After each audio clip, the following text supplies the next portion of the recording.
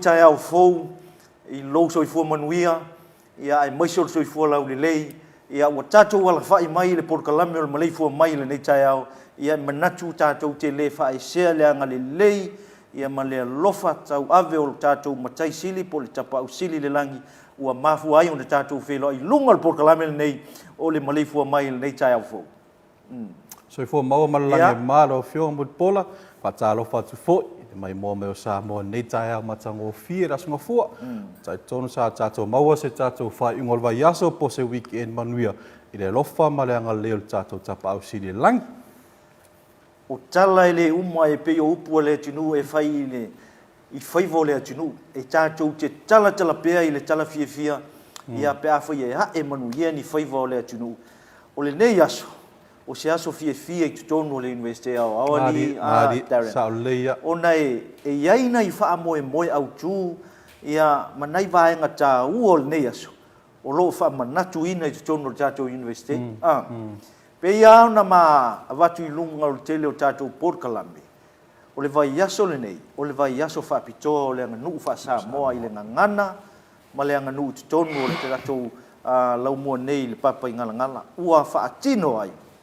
ia o se vai yaso atoa e fa manatu ai leanga nuu malangana fa sa moali tare mali e pe o se fa moe o le vol ta pena Il tatou la mua o tatou university foi ai me se foi o tatou sa fa inga tai tasi o le vol ta pena le ngata I sunga I fa ya onga por vasenga por a inga fa ya onga ai me se foi tatou alom fana o le siva enga pito I ta ua I le fa fonga mo le tunu ma si de silali tare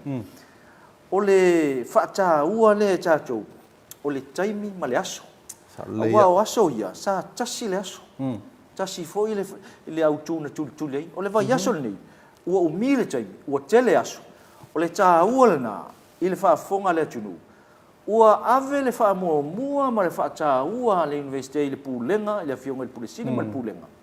I le whaata ua ina o le vai aso atoa nei mai le aso ngafua se ia pa ia le aso right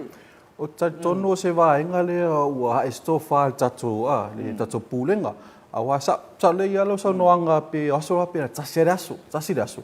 ai e tele ia tatou sa fa inga pe tele ni tatou vaenga e fia awai umai so e awa a tele le aso sa putu uma le aso tasi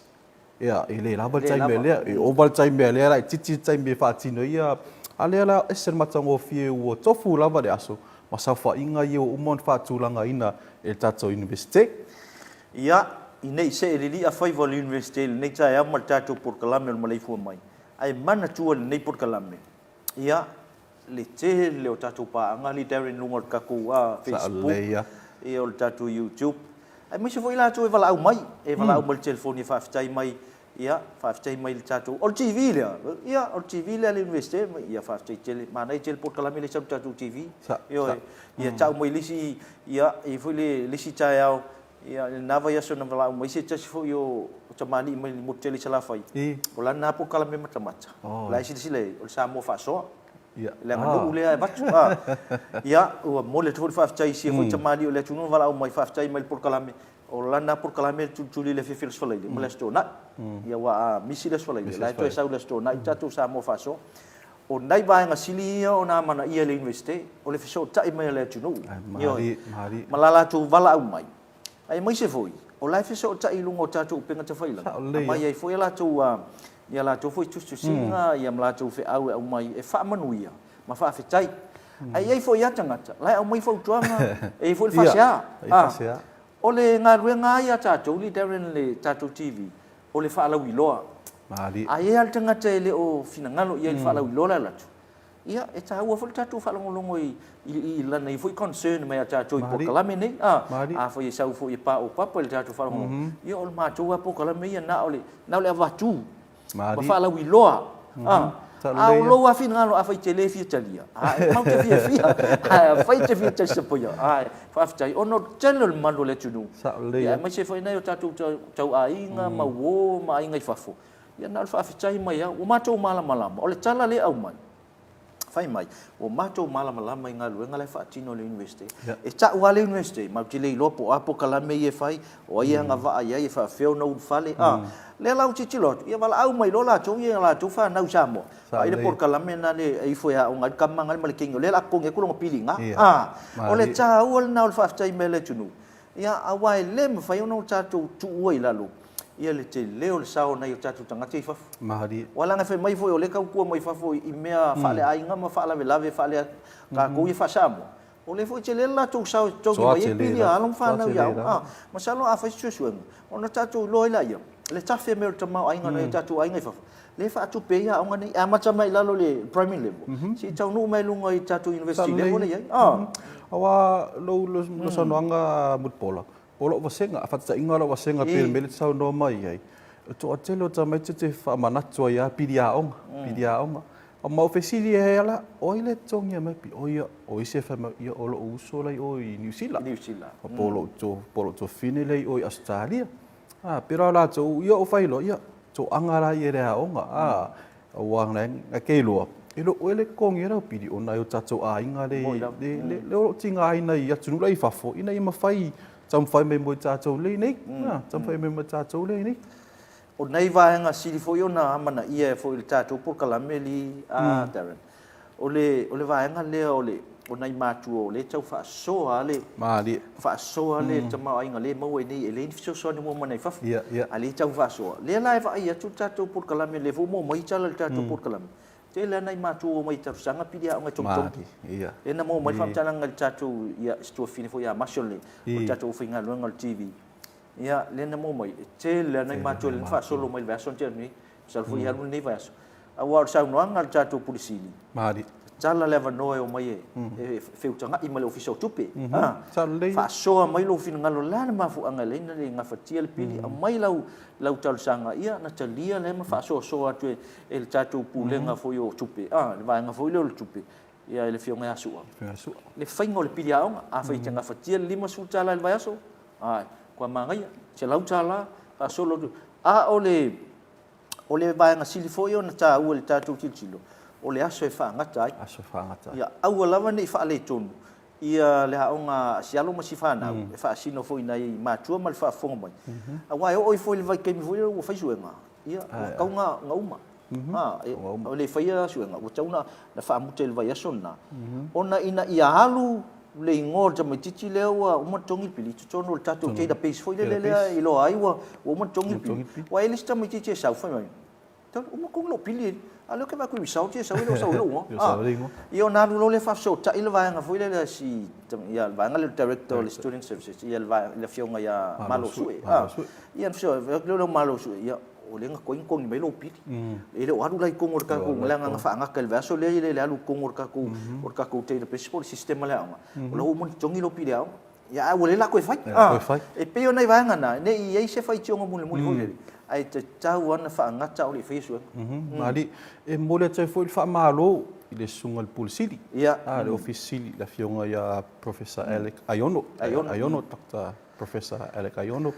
molona ia foi ia ba ai il tatu pono sila le alo fa tatu la langi a mi se foi tatu I nei sambo I le ngapa tia le e tatu tamau ainga e mole foi le fa malo po kala menei il tatu department le tupe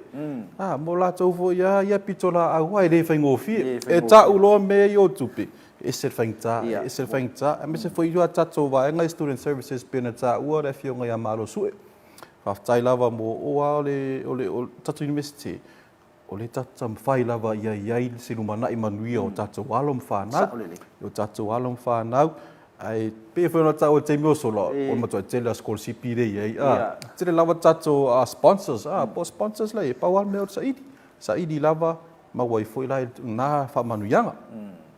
e ai nei matu na so tai mai I tu langa le na mau atu fam talanga ia o so tai mai tu langa o scholarship pile tsau no o le fai mai le nis foi o fam talanga I tatu vai ngo tupe e ai nei matu of so tai mai sei fesilia tu fa mo le university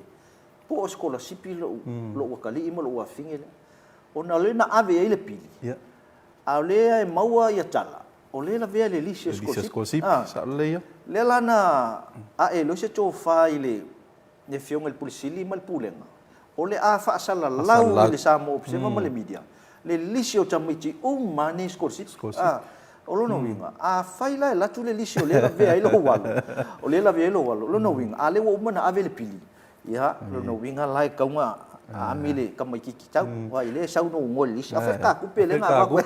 ia wa sa le ia o le mere ha tele na tar no ina fo ia la lo va inga macho sa fa inga tsai tasi po mako faculty tsai tasi pem fai ona fa la wilo ia ona o sau no la wa sto fa pulsili me se vai ngal finance sili lo fa sal la awa mantu o le mesa ye sa wal tamatiti malona IT the finance Federal Fund, le ropo fe o tupe po o tau pili ti tia lua fe o leo to tau ngofi leo to tau ngofi o leo langa nei we leo to tau ngofi leo to tau ngofi pe fa ngofi fo o le vai nga sili fo ilana na tatu tilo mal to o ye vai nga nei ya me se le fa fo mal pu le sili mal pu le ngal university o ka ko kilo le ile to inga ta mai titi le ko inga attitude le e sau e fo ninga mai voile le o le sau e pe pelo nai matua ma ta o ye le ngol university o ke le o scholarship la wan ka ku pe a fai o tupu se me fa pe i tua nei nisi matua mai ma le life sili mai nai matua o scholarship o la ve angi se sponsor o kali le la muti no muliane matu o le la ve a le sau male kupe sau ia fa onga se o so le se ali da se o ke ofo o e fa ia kala e mako yo ofo ni ko nga mai ki le me le lofa ka mama le lofa a fa yo le tama life nga luenga matu isa ili malosi se tupe tongile pili ia poltina fo e le fa ngo fiel nga luenga lo fa tino ia mangku mai la li da ele nga taina va ai a fa yo fa mo matu o le pili a ngalo na lo le university ia por kolisi po fe la vale ia ele na le pauna a fa yo fa ona lua o le lotu o le fa fa ngai male fa tupe ina o le kale me fa ya le kale ia lon tolo le nu ia lon fa la vele ai ia lon lima o tau singa la hotel o le ai fa tau fa smol child fa tau le pouco fa tanga me fa tau ia me ai ia fa tau telo me o le pidi o le vai o le pidi o le moli o va enga ia ela ngona ia i loto le ta o ngaluanga nai matu le fai au ke ofo se ka mai ki le lo pe ta o me le me se attitude pe o se va enga le pitosili o pe se lui tau tele le mo o ta tula mua le ngatai fai a ong ai mo tanga tau mo o fenga luenga i tono ta tula mua o mi o ta mai ti se ese ta mai ti iri pa mio fa o so fiela ngona fana le orita ai foi tamai te ese long marie be kind be humble fanga le so pe singa luenga telena a me se lava sunga faia o te roa sila fia vo ia ina faia o mio e te longo fia lava tamai ti a tu se singa tu rola ngo tu mala fi pe o ia ai te roa lava tamai ti ona ofu e fai mai pona la e fai mai e o le tau tala tau e lo fa lo halu e tamali ia ona anga ma ona winga pera isi me e tupu mai sa o tupe o fusuanga o le tau mafaina le ava tono tatou loto e fa sa mana me awana mo mawina probation tu na yatu na if any cases fa pena to tele alon fa na fa pe ona faini winga le mingau o le fusu fusu i tatou la mua pe tau mafa fode ava ia e langona la fa no ono la tapu me matua awa o ist matua e tau lo le fale lo walo se lato walo tono university o se fa ia o se mi mika fia ngai fia ai o le ngaruenga o le tamai titi fa mo fa maoni o le fa maoni o le fa maoni la sa o le e sen mana i o le fautuanga Darren mo tatou ia wa Darren foi o le faia o ngai le Port Kalame o tuisi ma le ia fa fatel malo e se futau lo na ia fina ngalo lona fina ngalo e fautua i o tu tamitia on ia wa ngalo ngale le fia ngai mal faia e fe kau ia makamai ki ale fe ko ai ia makamai e mala mai so se ko ai nga mionga sa leia las for ile len tau nei pe a male te o le tasile o ia so al valia kulo i ko o il tato kuol ka ko kenti kuol ka ko faleng o la tole ngai tau funa le si tu tato laumo au fa longo si leo ta mati fe wa isolo ma ato nei ile vale lo que la coi mai ka ko kami kui au ngi mo ka ko skula ki ka kami kui Oh, e fiu e kuli ka ko le ole tala la ale ke fa longo ko kala ngai ke ngai si ke ngai mai ya fa ya mo mai nga mo mai lai ngui ko lo so la mai o i ngo o ngo fa la yo o pasi aka mai ki ma o fia ka ngo ko se ka mai ki le ma se se ka ngo e su e ako ya I po a. la nga lai mo ki mo foi le mi o tami ti o foi nei eu mai ma le me o le fangwai spring bota foi ala eu tu tonu le fang pia la eu tu tonu me malos na fe o i ala ia la fa pe ai ngai fe ia o le fangu vai le ia wala pe ka ke ilo aku se va nga le me o le ia ta ilo ia wa u eu te le tango fia le va nga o le pia ma le malos ai se va nga o lingi se fangu pia kai lo ku le ava ma le langu o le me le fang malos ele lo va su ia le vai me fe wa ia mar ka mai ki o sa wala o ai ku ile va nga la mo so ngom chau sa mo sa wa lo ile ia nai fatano o ki ngalo lo se o wika o fa pio so ki ha foi ni ka mo ki se va ile wa e mai la o la ka foi o ngai o le wingol tala foi o le ai fautua le tatu ka ku ngalu nga le TV fautua le pule ngai le fionga le polisi le pe asa u e tala no sa no lunga pokalam e fautua ile amio se ku ia se uma le la nga ia na eru fai fo e tu wala wa nga wo male e fa tanga tua au lo sa tonui ole si fo iva nga e tuli mata iva nga nei li de mal pokalam mal fa fonga mai matu mal tatu watu mal sisila mai ole si va nga le ole mi mika ala vai sau ma le me vo sau kai mo le ale ko pe ka kama ye ka ke o ko le kama fo le va nga la nga ne o lo fa le nga ke ko ko me ye vai wa fo o nga lo sau lo mal ma fo le se o me ma ka ku va le nga nga ko ngi ka ko pili le ko nga ma fo la le wo so mai o ngai ka loi bo ka ngo le ava malos le la no mai chau ina le falin chau se o ngola ke fa tup tup fo le fa tan no nga no wo ka fia ka ngo ko o mai se ia la mo skula se so a ko la wolia e lo e pesa ngai ke ngi ko mo ku o le ka mi mo la lo le si piko le la ale fo wa nga i mai lu ngai ka ku fa i ku ngai o ma peso le la cha o el por ka la me no fa lo ngoi le so lua o sa no il cha tu le visi le fionga ya yo en sauno o le la CCTV o molta tu lo o i tonu ala mata i tuina ia ngai ele fa fa pe la kuli uma kamai o to tele fo na yalon fa o le lava tau si tu la fa no fa ali la mi o le ma tau sa fia mal fa lo ai ai la li si au o kamalaya le la kuli ka ko me pu aka le mau ala le la sauno mani no ata tu polisi mau ala fa la me mala o ngayo ele tu se fa fo ro male ia tulo fa fonga ma tuelo ma un changa tol pule ngai ma ti fain fai ai ona ole fo tuanga fo ia tatu polisi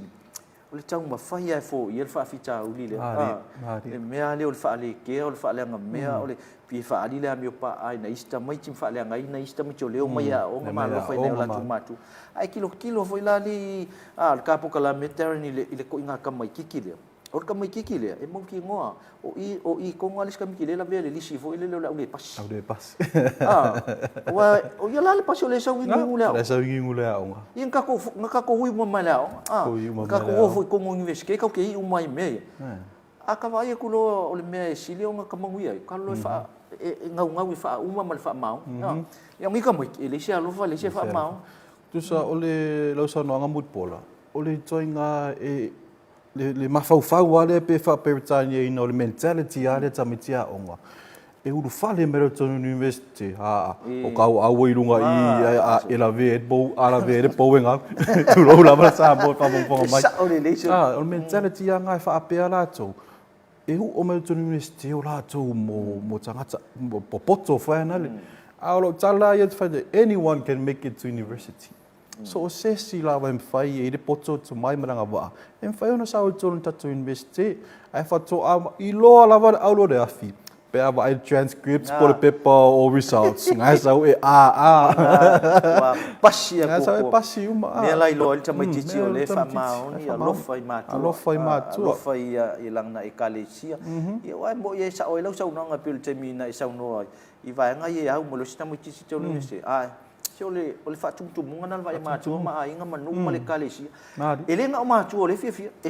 le fa au le lo ko ka mikile e fia le ngu o ngal ka mikile pe bui Wau ka mi ke ma ko lu ngoi o ni se amu ia nei tamai ti o fa e no fa e ka le sia ia me so nei ona ma tu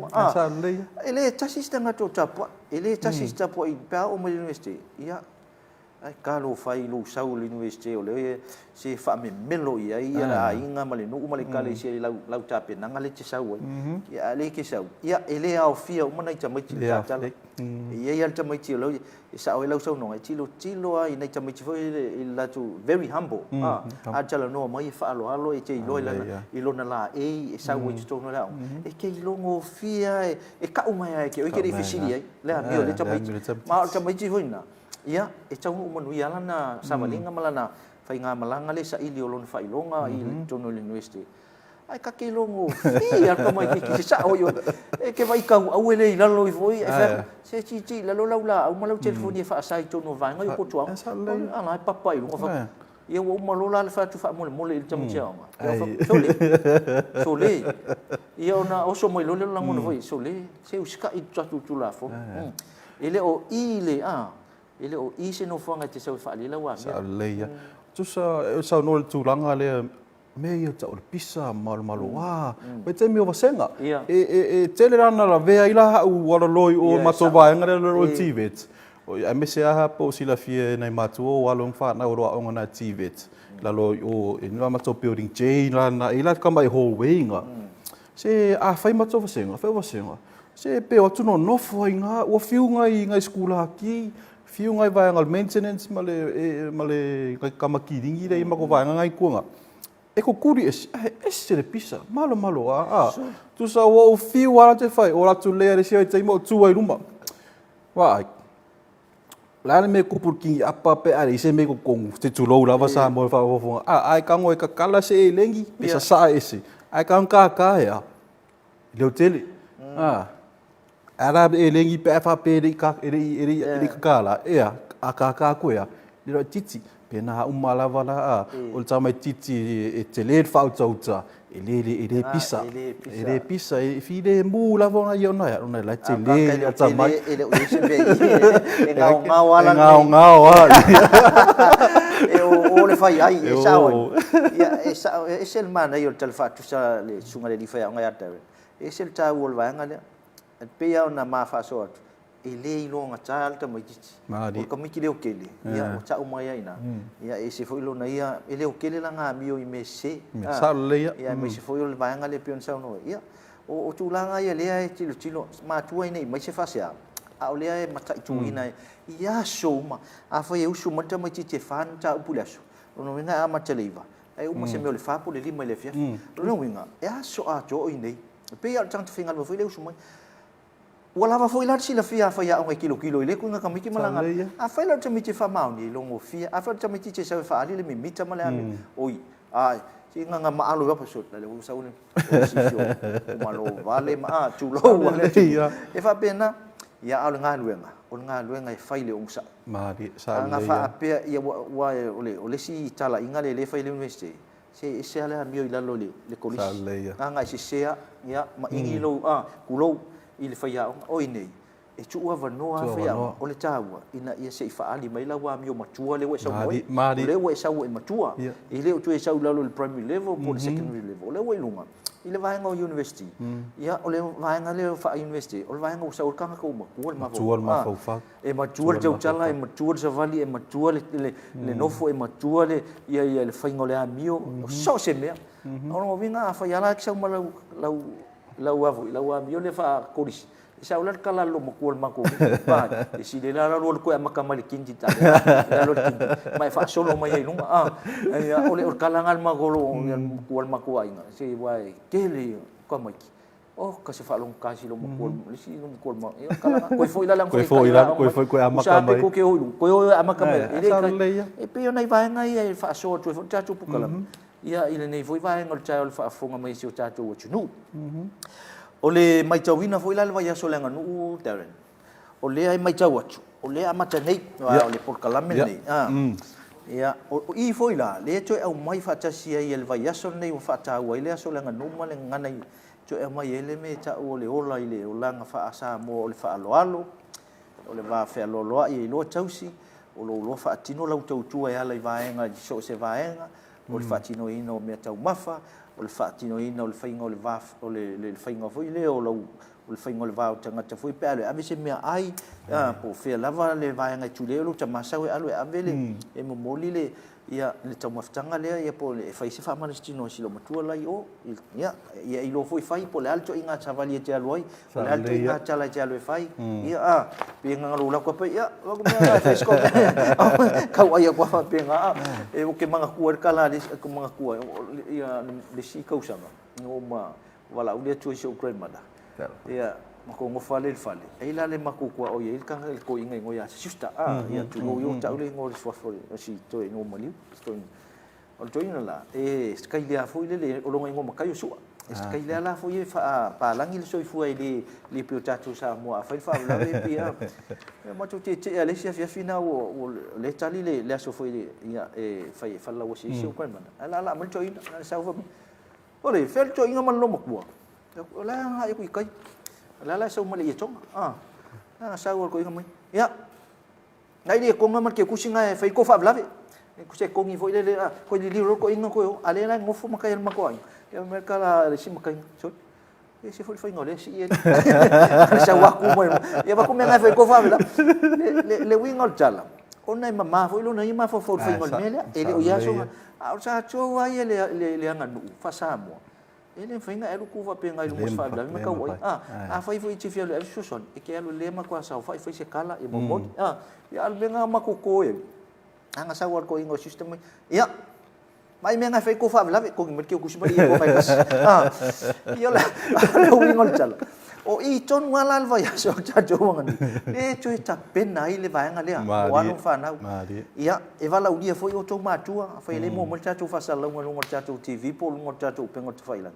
ya le tala le so ato a ma te le volta ya e fa mo cha si le uli a foi mo so no ya fio mai ta tu mo ma wina le vai so le nganu ale university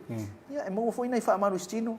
mo nai fa so fu mo le university le to mai foi ya o wina le university le nganu ma ngana e watu foi ina taue fa popo foi la watu pona ya auto masu ya wa auto lava ya e tau no ele upu foi le tunu na moangana ya auto wa matu le poto ele foi si singia le ma le ata mai o matu ya ya ai ya nga foi le fa popo fa na ya ko ka penga foi si vai mo la mut pol ole me wa pa o tsia ona mantua ta pokala mel verso tion tua por verso mal verso te tua na sa i tatu fa moe tau te live tau te live o fa moe lava wale no tu fa manatu tatu sa se fa se tatu au mai mo o sa mo i wale no tu fa manatu tau te live tatu fa moe ela na lo we ni si fofuanga tatu pokalame se feno sa noi ia fa tai lava e sa o le fa manatu fo yesu so ya mangele ni tai al tatu pokalame sa fa moe tatu tv le tu sa o tatu fa salongo mo fa sa mo ya pizza yani e yai nai fetuna inga male fa tonu po le fa ululungo tatu lau mua mo ta pu soso nga tau sam ya le sa mai fo tuanga e le mana o tu sa ia se fa salongo a wasa ma le dia me tu sa a ti tu e mai o no fa mo foi le o va e nga o mama ya inga le fa tino la song o le ata mo tu fa ta si se ata se tas ai fa ta wino mo tu pe university okay o le lan fa mo e na o le tatu live nei tai o le opening o le va so le ngano ya pizza no mo le fitu fo yo na o ni si o me fainga le ngolo fa nga fo isi ka ko pro ke o lo ina isi camera lo fa nga tu isi po nga tu fo ya le la fa mai ya tu ava tu e na e fa tino mo le tatu studio ai e ye le tai mi ato no isi tai mo le ya so le tapo kala ona mai lo ni ato le opening man va nga o mo ya o le afa alu no mo si le fia fo le tunu ele mo fa na lava mai tatu fo sa mo a le lavu tala le va no mala dia sa mate fa ma wala lo tu ai va nga ya ona tu e fisu ya inga ia o tatu pokala me pisa batu i momo le atu sa o mai tatu fa sala la ngol tatu Maleifua mai il tatu fa sa mo ia masi sila ia fo isia tatu o tunu ia matu te fa malu lu tu ia va ia fa lu ta pena mai te sisila mai ia e atu mo isia taimi ona sisila mai ni si va a fa te fia mai mo pe il tatu pokala me ia fia mai il tatu fa sa ai wa nga fo ile e le ai lava se me matango fina lo wa fio mai ma e sila ye ma e sila ia pe fa pertani no lo first hand experience ole nga osi mai ole meta mafa pe nga se ala e sila ia pe se vai nga foi na o ele a foi ele complain ai foi pe va sai foi se tala ni fa mo tup ia va tai ole a tatou se ia mo sina malolonga pupu ia ona toi taliu mai le tatou por kalame ia il nei foi tai ao.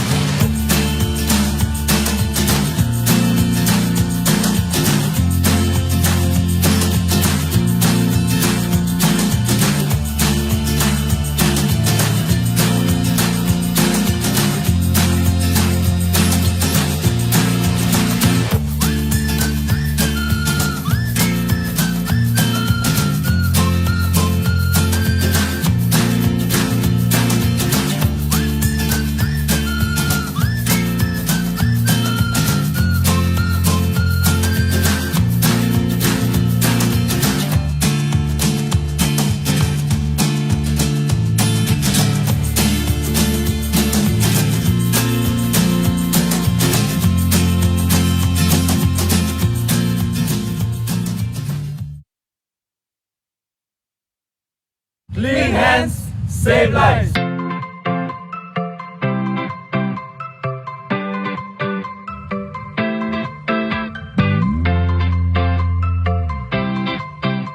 Ai e tele ul fale lotoa. E te tau lava ona fulma o lima. O lo ia i lava se te pua o moana saunia. E ao na mulmurita ia i le fulu ina o lima. Ia whaonga lava nisi o vaila au fulu lima ina ia mautinoa. Lo malu pui pui ia mai nisi o sia mai a afia ai i se whaama.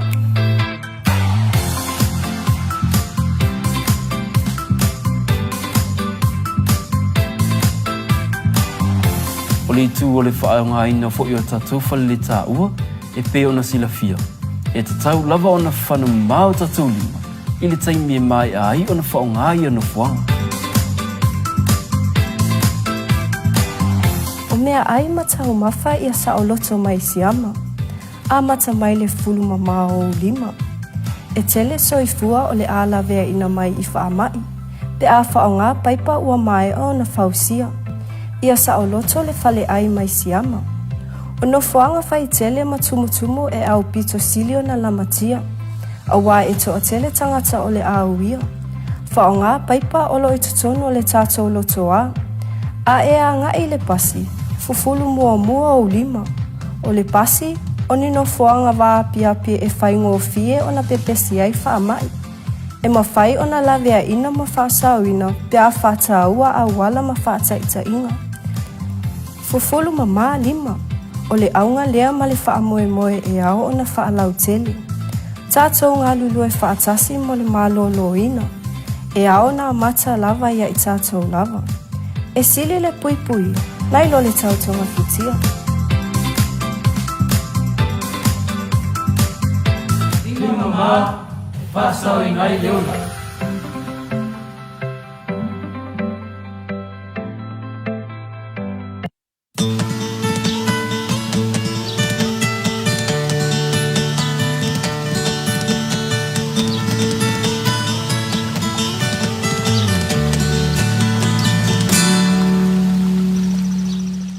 Foi mai tatou por kalame o Maleifua Mai wala u whaafonga tāpua i mari sila mai ni tai au si o tātou atunu ia mai se fōru tele o pāanga tātou por kalame o Maleifua Mai ia iso se tawhala langi o mō mai tātou whaasala launga. Pe iau na ma whaasoa atu ma le tunga foi a mangele ni tai au ia i tū langa o le por kalame o le aso leanga nuu malo na whaatau teia ni neiva aso atoa mai le aso ngafua ia si pa ia foi le aso wharaili. O le aso nei ia o le aso leu te tala alo iai ia pe o le pokalame ia o le tala nei le iwa le tae au ia i sauninga masani o sauninga lotu ia ona whianga ielea ma le sauninga utu o le nei aso o le asauno ia il mista wa onga nei le tae au ia le salo mai i te tala alo iai ia le vai aso le anganu manangana I tono tatu university ia a mai alole talanyo ia ona fea ngai lea ma le ava o le filo inga foi ni tai au ia po le ava I tala ai foi ia le fa moe ia o le ava lea ia tape na ina foi le lau mua mo susuanga mo tau sa mo ia le tsalinga foi ia tai au tak tam tiu ta vai tau tunu ia mi se foi ona ia lum fa na o lo fa pena ia ona onga I le vai ngo le nganu ia ma di mfa ia onga ia mai ana ia ona so le mfa fianga I le tulai se fulu nei tai au se fulu ia e te ai se fulu ia o le a fa pena ona fianga I mfa fianga o fa fianga ia uma mai a fa fianga ona so le tulai se fulu fa lima ia o le a fa pena ia ona fianga ia I lo manga luenga fa tino nga luenga fa tino nei ia o le fuaiala le la tu ta pena ina le aso o le fuaiala o fa sainis le la si soifua maloloina soifua maloloina au lua ma le soifua maloloina ia o vaenga la ia o so fa inga I lo le o fa tas o le fa sainis ia fa tas ai ia male fuaiala soifua maloloina o le soifua maloloina le la fa manino ai ma fa mai foi vaenga nei ia vaenga ta u o le vai fofo fa sa moa no inga ta tu tal noi vai fofo sa mo li mangele io ka ko ka ngoi me foi o ka la sea ia pio nei vaenga na a faila le ai te fu mai lo te mi sa moa I ta tu o mai mo le ai te anga I mai te mi lo se fu ke mo kongu me ala fa manino ina o vai la au sa mo po vai fofo sa mo ia po tau la sea sa mo le la tu fa so le te mi o ta tu por kalami ia maia ia ona so lo le male faingol tatu me aile ta ole tau mafale ala tunu ole sim tai aile ala tunu ole tau folo le la male vai salo ila io la fa tinoi ia ma tufa ina foi mole tofo le faina le ia tau mafa foi le ole tau folo male vai salo a maia le ia ona nga solo le o isi nga luenga fa tino fa sa moa ia e pe yo le vaenga le e ta u o le falitele wai ai le vaenga mangele o le e fati non fa wina le fale te le la ia vaenga le ia le la faina I vaenga ia molto tilo I le faingole o le vaenga le o le fale tele ia o le tula sujas o le a fai ona sau noi foi se tasi o fai a onga I longa I tona tatu sinia ia le to fale ana mula ulu fa inu ia se malie la tu o ia le la sau noi ni sio forsanga e fa tau le I vaenga ese mole fa lauloina o le fesuia ingo le tau le la ia I vaenga ia manisi o susu enga fa sei nisi le la fa ele forsanga se tasi fa nga si nia le chalenga le ana mula ulu ia le la sau ni ai masile ile tunu I vaenga uma ia ona tatuanga ia ile tulala vai futas ia o le fa pena ona sei iai ni avernoa e vatu le mamalo le tunu ia lom fa na e fesili iai ma fesili mai ia mo se fia malam lama tili vaenga te tasi nei o le anganu o a mata mai ai lunga o le tatu vaenga le I le vai fofa sa mo po tau la sa mo so mai ai mal faingo tau mafa sa mo ia fa solo mai singa lunga fa sa yenis e a inga tonu male aso le mai aso le nganu o lo winga o le fa mchalanga a inga e o fa tasi le autu le aso le nganu ia manga lunga fa sa yenis ia pe o le si vaenga ta wol na I le tula si fumal tasi o alva engala le de ufa apio ufa apito fa ngale tatuanga nu ina ia alo o demonstrate for ipe fa ali atu tatu yo tatu mai mo mai tata mai mo mai e mese alom fa na ma tu la fa peon au wai atu ia o la fa peon fa ai lo atu ia ngaruenga o fai tono tatu university le e fola sanga ia la fionga ia na blau uru te vai atu po so na suenga po so na ilonga I mea foi po field trip sa fa peona au wai atu ai la tua sa fa inga se tai mel nei aso na muri mai le watu tatu ia e pe o le fa ilo mai ia o le vaenga foi le tu sui fole fa il tatu avol filo inga nei tai au ia o sa fa inga le lo fenga i male avol filo inga ia malo tu foi le e fionga ia sala mata se sa fa inga le o ia o sa fa inga o le se fulu rua Ola ia ile fola sanga fa pito ile vaenga leo ole horticulture ma le suenga fa vaenga leo le ngalue ina o fanua ma le fainga o fatoanga ma nai vaenga ma la auaina ma vaenga yo la utoto ia man sai lilinga o le la te mai tau tu program e choice se fulu sulu foi fola sanga le ka ua yo le sin ka pula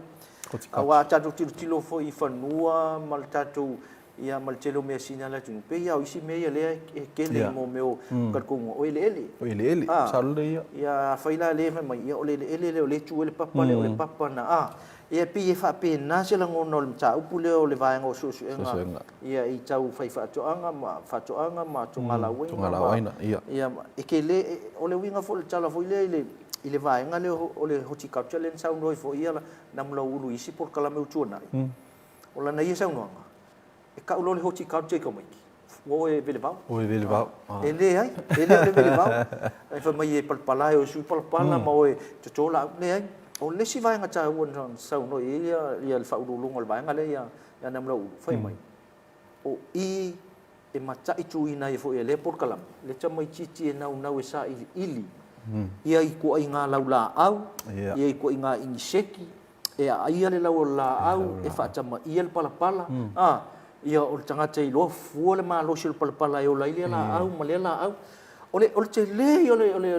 ole prokalame le horticulture le fa pe ta chama se prokalame sininga maula okay kau fai mal chala le al fa ya onga le sa wona nga ful prokalame wa kele ngai kamai ki wa I umai le vaenga le ole fa sai tisi e fa tau pala e fa tau finga fa tau e ma fu e ma tatu ile le prokalame ma lu ale lunga ia I umai lon fa ilunga mo lunga pe pol degree pol masters ia pol nis foi fa ilunga tu ia na I mai la ia e sau fa ulu I prokalame le tunum polo ke ki kongo foi fa ko anga ia o fin fa ia o ngal prokalame Olo na winga I teu fa fonga mai le tunu se au ko o ka ki na pala me palpala le ai por kala me silio na tau mai telefone tama ainga fa yo na mo mai alom fa na yem fa so foi le tunu mana ya ainga le amut pola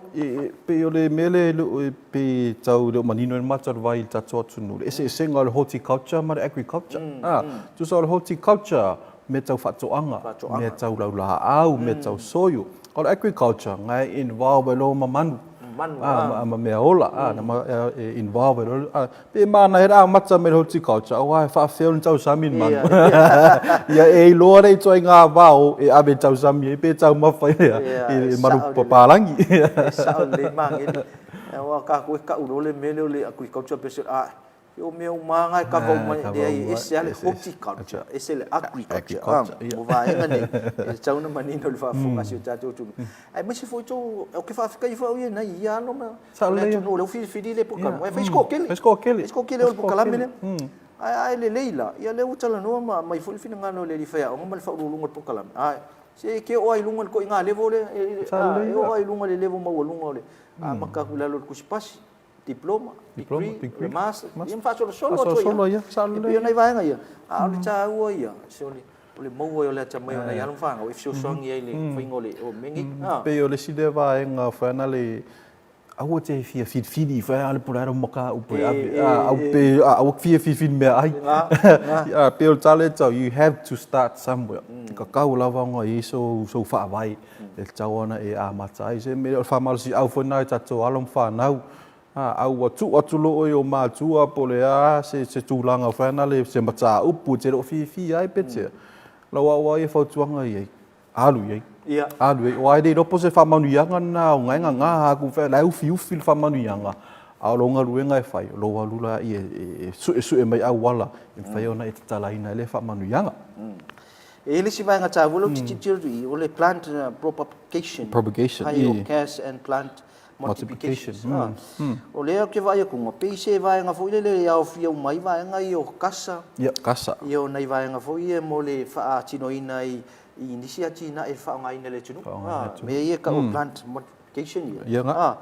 po io le ko e fa ke le inga le o ia ko inga tongala au ma la ia mo le tunu e se fo ka o nei vai nga ni wale a fa e sau no fo ina fa ya ongolo nga fo so in ka ko lo kong ho ala fo le ka wo le me mo le ai mo se fo inga ke si le fo mo ngai pa yo ke o le uta tu chi lo ia wo on tu tal so fo ai la ngai polo ke ki fa pe o le fa usia nei ta mai chi ni ia ina if so ani le tau mo cha ole o ko inga ke si e fo ngai to le tunu i fa ngo me tau ma fo ni si ke si fo ngai ta vale me o fa pena ai ata wala na ole fio me le tunu ma suma tala ma se sila nei forsanga nei ma ai foi nei ngalu nga na yalom fa na o pe ole vai nga ta ole tunu ma chai ole a se au ngau nei po kala me mo alom fa na sale ya le la mai sila mai le tunu mo mai mo ma mai tau ina ni vai nga mol mo a sul e sen ma wa foi o me lai fa tino le university ni vai nga di ia ona e foi lai le chulai o chusala le chulai sfururua chusfuru la foi fisili mtali i tonu tatu farsa fisili foi malo le tunu mai la ola le wingo nga ola le ingo ola e fa fenga fai e ma fai no mato atu fai tua vai la ia fa pelo le fa ia onga manai tamicha on foi ngafa tonu mal por kalame le ia fai nga fai ia o meni telo sa ili mai vai ai ia pe lai fai na fai tua ina mai la kau in kala kulelo ko inga ia fai la mai planti kua ma kau foi inga ia fa penga ia onga mo se so ngi mo nga ia inga pe fesili foi ngai ai me de que de o lo calo i o lo manga la me ina ola le tonga la uina ile pala pe polale malo se de la mana mi e fala aina wa o lo ui la wa i lo ye fala au aina ye pita te va ai al toi fa peta ngata ai e ola le matu i le la fi ele ai o me le la e mo o mia lava e fala au aina la pela o te e mo ta poka me o walo lo o fa longo wa le kam fai fa kai ya ka o lo ka yo e fe min kali mo ka ya cha u telefone fa so ya ale mo voy mangele ia le fa ya ngai le cha tu por kala me ia io e mo ia ka ku e mo di mawinga ia le cha ia ona fa mai ai le cha tu por kala me la sumo mo ia ile tu lai tasi le uli ari ta o le aso finga e pokun ka va mo yo e ka ke kuole o le vai nga cha o le fa malostino ai ia e va tu le laina ia mo fa malostino le ia so ka folo ya ai Julia ko ikual vai sa nai vai nga o ya ngoni bisia pe o matai ai ya ta tunu po le ia mai aso ana mua au le ala vai fa atino nei vai taimi pe o le anga nu lava tato e fiu lava ave ese fiu lava ese ai e lo lava sa mo non fa sino manga lo lava sa mo non fa sino manga e ai nai vai nga tau nei tau e tau na fa so to futa to bukla minisio malo le ufo ina mo por calma nei tau e pe o se sui mal tatu vai nga le SQA sa mo qualification authority e o len fa mo mo fu nei tau le afa e to sala to for sanga ini so ati nai nga luenga fa tino le wo o la to fu tau tua i si vai nga se le tuno il tau fa nga lava la tum tanga luenga le tele fo mta fa yo ima nga luenga fa tino lo tun matai ia mai se fo ia o le fa ta o le o nanga mo le tunu ia wala skiwe o le si le la to o nanga e pe o le ai la te tul matai ia o nga fa wa be vanga le tivet e se fo ka o la ka fa longo le foi forsanga tau na fio mai ai tau wa vo le sa fa so tu fo i lunga vanga mo le mana ia ona tangata fo ia o tele nei ku spasi fo ia nei short term ko se sia ia mana i workshop mana i training light ai le o mana ia tono le lisio fa i longa taulo o le avea la o e te alu e fa putu nei au fa i longa nei ma me na anga ia e ma fai ai ona fa tu se tusa ma fa tu langa ile SQA ina ia avea o se au wala me fai ona anga e tu se fa i longa mo lunga pe o le vanga le pe o vai nga lava le ton lava le tsau no mai e mutpolo pe o le tam fai lava tato mtanga luenga le tu spasi ma e fata ua o mai tsai nga o nga pe se short course pe se course umi vanga pe se degree pe certificate e fata ua lava e le lava fata ua pe la usi vanga ta una e le uta fa so ni ta ia foi lo ma wa fio mai ta wai ia mol por kalamel ni ta ia mai e fule nga ta we ia ni por kalamel ona ol fa so mai le au nanga foi le SQA e sila fia I foi le tunu ia vai nga tasi nei e wala tua manulauti ia manino le tunu le wona nga le fatino foi le mtanga lung e le fisiningi ai foi ia vai nga tasi nei pe on tatal no ai ia pe ona I fulfolo sanga utua nai ia le fionga taua I le fata wa ino nai ona ia vanoa nei mo nai malo tatu tunu e wa ia le si e ali si toi ina ia tulo ia fa fonga le tunu mar sisi la mai e ali stanga to mo tuo soifua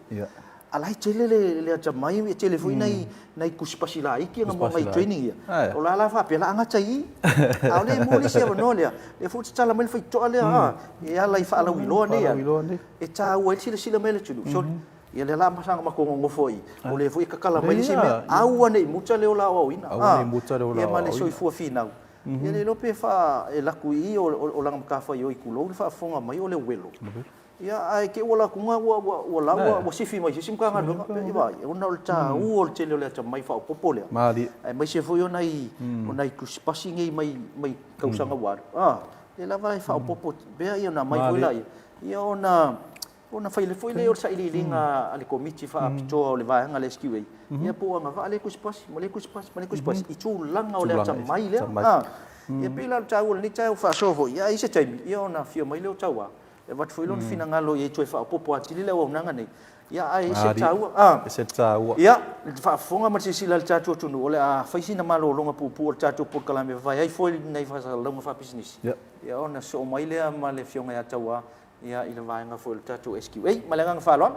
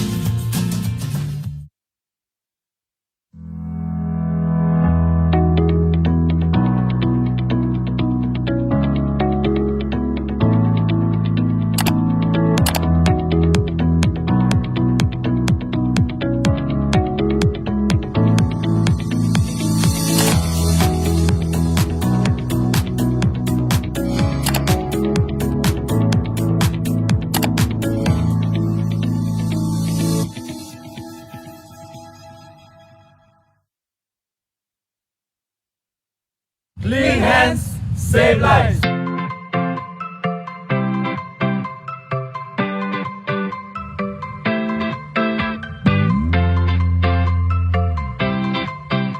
ai e tele ul fale lotoa e te tau lava ona fulma o lima o lo ia I lava se te pua o mona saunia e a ona mulmurita ia I le fulu ina o lima ia whaonga lava nisi o vaila au fulu lima ina ia mautinoa lo malu pui pui ia mai ai nisi o sia mai a afia ai I se whama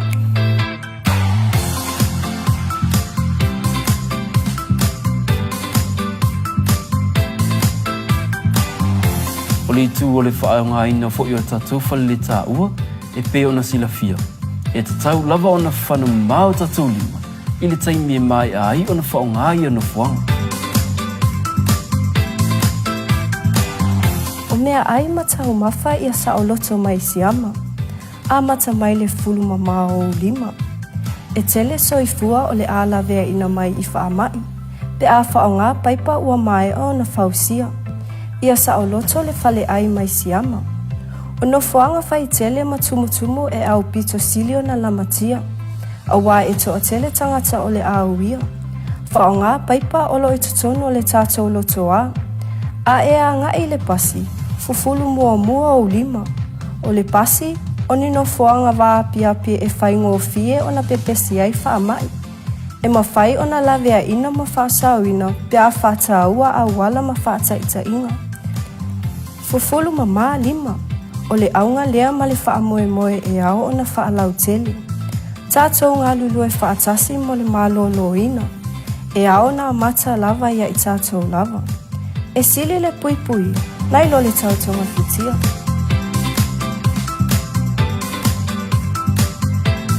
Mama, faça o engailhula.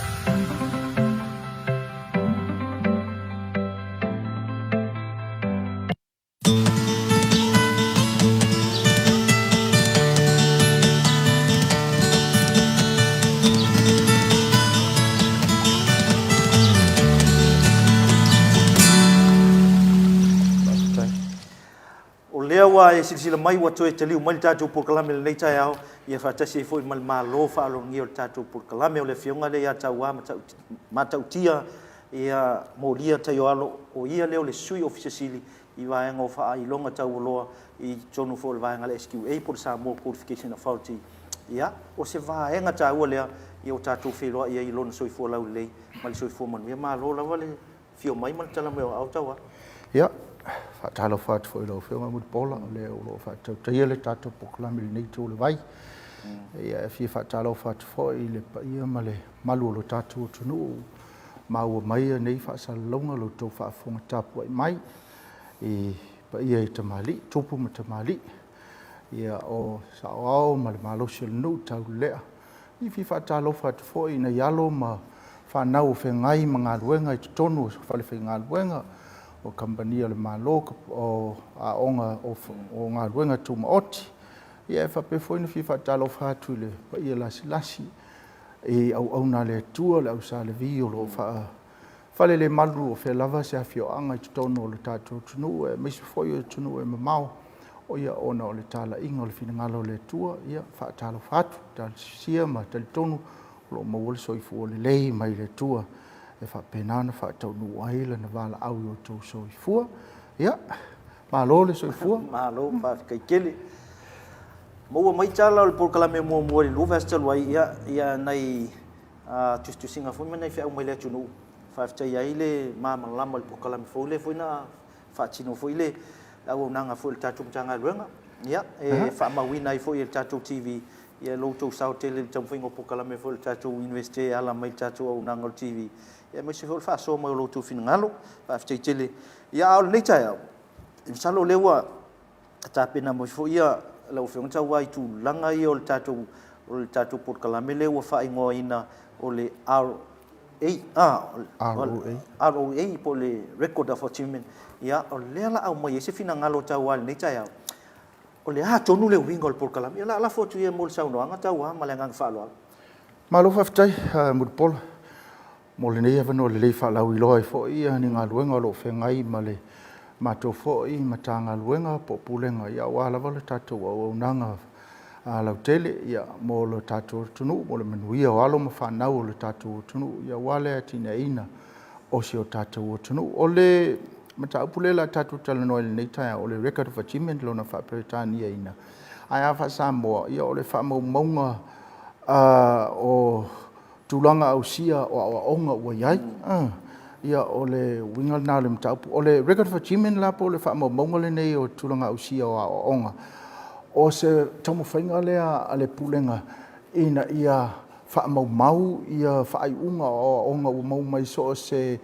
tangata onga ia onga ua uma o na wha mauina ma quality assured ua wha maunia lona le lei ato toa ele pulenga o whailonga ma tu spasialo ia o le tunu o Samoa ia po le SQA o lona winga so o se awa onga po o se tu spasi ua mahea ma ua award ma ua ave le tangata onga ma ua whaamanuia ina i foi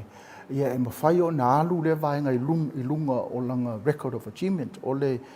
whaamaunga lali nei e tofu ale tamaititi po le tangata onga malana whaamaunga po lana record of achievement it's an individual record mo le tangata to tasi o le pea ana whaamatau whaamatala atu o le record of achievement na o whaailonga lava ua uma o nā mana ia e le pulenga tu spasi ma whailonga tau aloa Samoa ia lona le lake, le Paul Kalame, wa credit e le SQA e le Paul Kalame, e whaamawina ma lead i le awardinga po le maua i o le whailonga. E lua lai tu ai ngā whailonga e mawhai o na halu tonu o le whaamamonga le nei, a le tangata onga e tōtasi mo bua, o awa onga mo tūlanga fōi e tau whaperitania o formal learning, ia mo se silofia, io awa onga fōi lele iei whai po kalame aloa ia, whai ia lectures, whai ia trainings, mai o ioa, masani ia e umi pe semester, lua semester, tasi lua tausanga, tolu tausanga matulanga whapena, ai o le meta e mauai lana whaailonga po lana qualification po lana certificate, le amata tatu certificate tasi, certificate lua, tu spasi mua, tu spasi lua, tu spasi tolu, tu spasi fa solo kwa le lunga le kipiloma, o le kikeli, fa sonse o atu lunga le PhD, me lana ta o formal program for formal training. Ia lona lua, e whaamau e whai unga o tangata ua o ia o nga pupu. Ia lefpe whaperitania ina o le non-formal learning. O records, po achievements i lato wa maea lato wa onga ina ia o nga pune po non-formal learning. Pau level me peno mawhatona leila. Ia whaamau nia e le SQA lona le lei atoa. Po credit o le Kalame le leader nga i le tuspasi po le whailonga. Ia po Kalame le ta ua o le onga po le non-formal learning. Ia whaamaunia e le SQP o le ki le nā, ma le ta ua le nā. E lona winga, e le mwhai o nā lua se po Kalame, ni whaai unga ni au onga. O se po Kalame, e le i amana ia ina e le SQA lona le lei atoa. Tonu i so e lua lai to ngā whailonga po whai unga o mai formal training non-formal training a man tua fola e tato formal training nei e lua i tu a inga o Paul Kalame ale a onga whaawawa ia ta o provider qualification ia ma le Samoa qualifications po tato national qualifications le coordinator ma tu whaatasia e le SQA ia le whainga tato whailonga nei whailonga Samoa po le national qualification. So o le awiviala o le melna e tau o le record of achievement whaamau maula e mātou ia vaenga ia manao ia le tametiti fia manao ilana whaamau maungale nei po langa record nei ia e mawhai o na watu tai a mātou ia o na moa mai eilea o le whaamabonga nei, taimun mulin ta tala nole po lale tāua, because e te tāua ona le lei tāua ma o ngā, e alai ona whaia, ia vaenga, ia peo sina tama i whaapulanga nā o a whai, o nei meo le record of achievement, le tati tala nole nei tai au, ma le whaalo lava. O le Kalame o le tai au nei leua sau noa ia taua, i le tāua o le whaamauwina o whailonga nei, ia, o le tāua foi lai le mai moa ma sisila tunu ia e fou le whaalonga o le vanga a o le tāua o le amana ia le tātou mtanga le vanga te tasi nei o le fisili malenga whaaloalo a tāua i le vaenga le o le o ngai kakoa mo foi kan kakai u mai fafu mala ka whailonga e me whai ano na awai na ngau whaakasia i le vaenga le Whaaftaile whaafsiri mut pola. O le teimi nei ma le amatanga o le tātou fofuanga le nei. O leo lo amate a tātou a whailonga i tutonu nei. I tutonu nei whailonga ia e award i tutonu o tātou a whaawau i le teimi nei, i nei Samoa. A iei le fofuanga po le sili mas futausanga. E ona tilo le stulanga whapena. O le iei fo ima whailonga a tangata ia na mou mai fafo. Foreign qualifications e tu i tutonu o le tātou o le tato records nei ai mo no le taimin ia mo le tāua i taimin muri le la tatala no i le tāua le fo ia po Kalame ia po beneficio o le tato po Kalame le o le record of achievement o angi vai nga kau o le utul macha il po Kalame nei malenga falo alo taua whaftai o le beano tāua na lila le tulanga le tato pela fa mo mola sa vam talanga fo le tulanga la wa le fanga solo nei o le tanto record of achievement o no wa nga ile i vainga ta wo po beneficio le o le tatou Paul Kalame nei o le taimili nei tonu o le SQA ma le matutu fo i tomo whainga o la ua fo tatia tatou whainga whaavai ma tatou ta iala mo le whainga o le tatou vaenga le o le record of achievement whainga whaavai la ia olo o whaamaoti ai e tau lava i so se a onga whaawau ona whaanga solo mai whaia fo i le vaenga le o le record of achievement ai mai se lava o le taimini o lo avele whaamua ia tatou ia tatou TVET ia onga ia whaamatatai ese ma onga i matatou whailonga ia i lalo ai e whapena foi ona ngai le tatou fufuanga ia tatou a onga o tatou whailonga maurulunga pe o tatou bachelors ma kako masters ma tulanga whapena ia ngai le tatou Paul Kalame o le vaenga lalai o lo mai o io lai tonu o tatou whainga whaavaini e te taua o na operator se a onga i tonu o whaanga whaauau ia le tatou vaenga lea o lo mai o fo ila ia matafa ioi a onga whaauau e ese mai a matou matafa ioi tonu le SQA mo le whatamoenga po le whaataunu unga o le tatou Paul Kalame le whatatainga o le matou lava o le matafa ioi o le SQA po le matou vaenga ia o le ao mai leia o tatou whamatalanga ia mai tua ia onga ia o lo matou o matua le o forms ia po o pepa ia i tua e tatou onga e ao mai ai o le taiminei la ia o lo mo le amatanga ia o lo vatutua tatou forms a onga ua la ua okay ma le leia la tou whainga fo i nei whaona po tatou internet ma le whapena e mwhaena mai la tou soft copies pila o le NUS pa mwhaena send mai soft copies fo i la tou e whatumu o tuai e ao tuai whamatalanga nei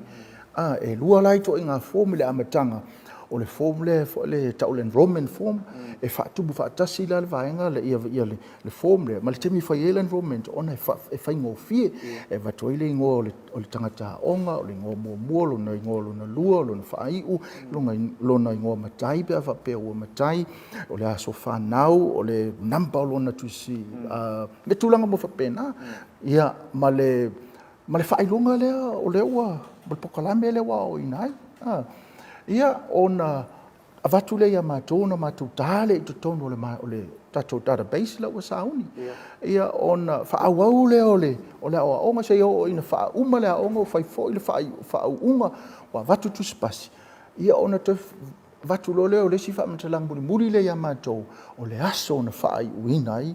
ia le whaamawel tamen whaau ai ma ua avatu alo ia ila na tuspasi polo na whailonga io whaamatalanga uma ia tai tonu o le tatou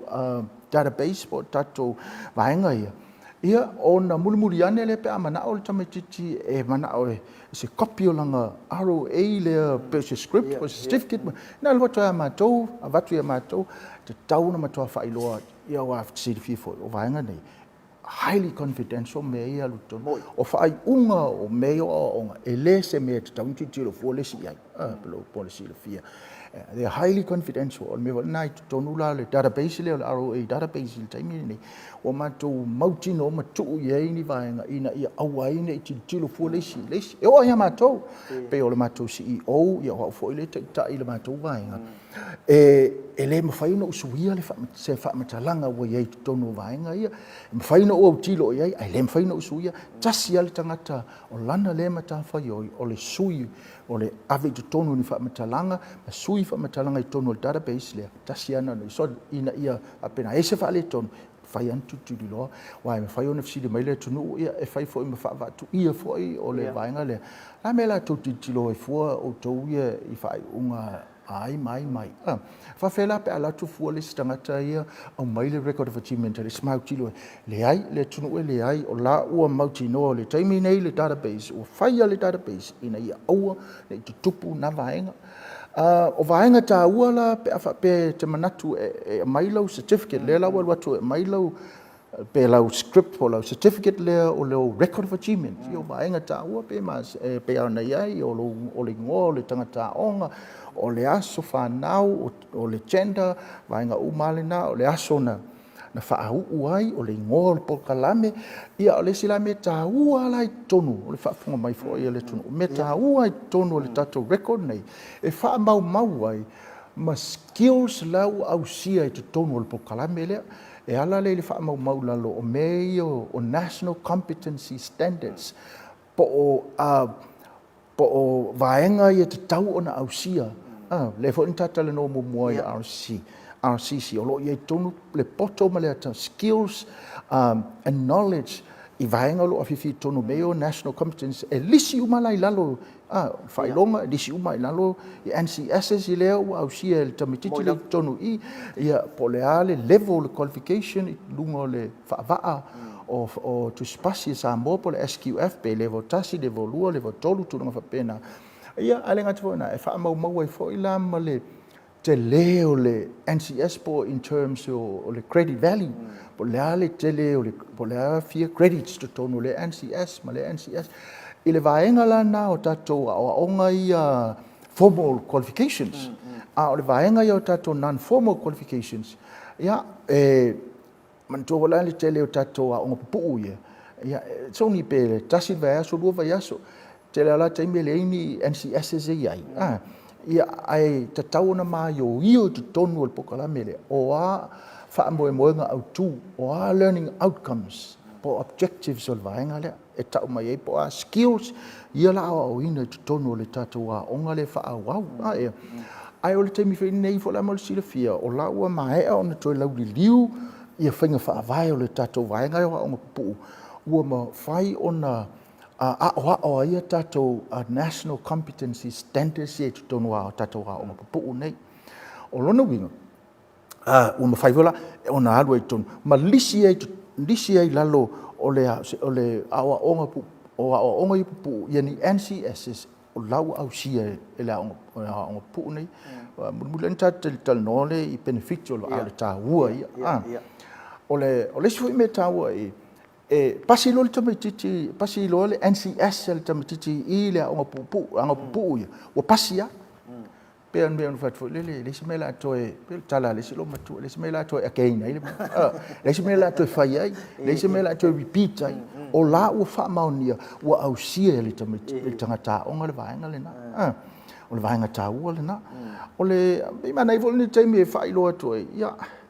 ia tat po ini so fa fonga mai le malu le tunu ia o matanga luenga foi o le sini le o titilo ia ile de pulenga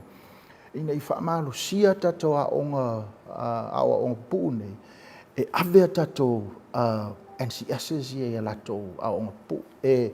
ki liva ia tato NCS ia tato a onga pu ia ta o mai lo le ile le fisili le na fa fisili o le ale ta ua le me o national o le record of achievement bo nei fa mo ta ua ia